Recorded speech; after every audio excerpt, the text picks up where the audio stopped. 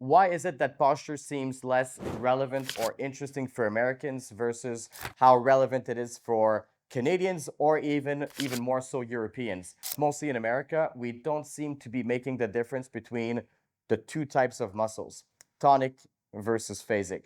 We figure that if we're going to improve posture, if we're even interested in doing that, we're going to perform, let's say, retraction exercises. Yet it seems to be that that wouldn't be enough. So at some point, I saw over the years that the trend was becoming 2 to 1. And now, if you listen to John Russin, 2 to 1 doesn't seem to be enough. We're at a ratio of 3 to 1. So something tells me in a few years from now, if we keep being on a cell phone and we have these virtual reality masks on our face, maybe the ratio will become 4 or 5 to 1. So obviously, someone has to wonder, okay, is this really the solution?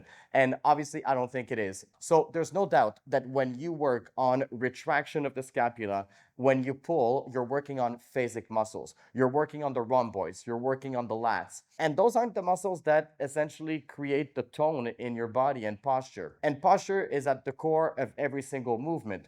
And movement is nothing but a succession of different postures. And so you really can't separate the two. So then, if you truly want to improve posture, you have to get interested in tonic muscles, the muscles that keep you upright.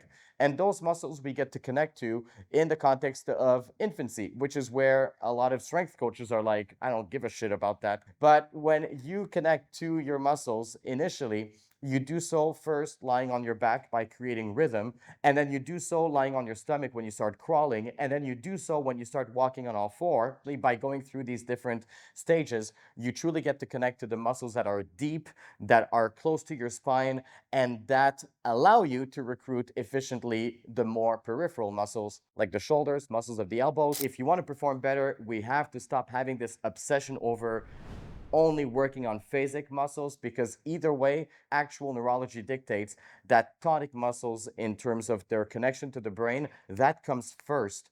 And then we get access to more peripheral muscles. So you want to improve performance, you have to care about movement. If you're truly serious about movement, you have to invest yourself in posture. And this is exactly where posturology comes from.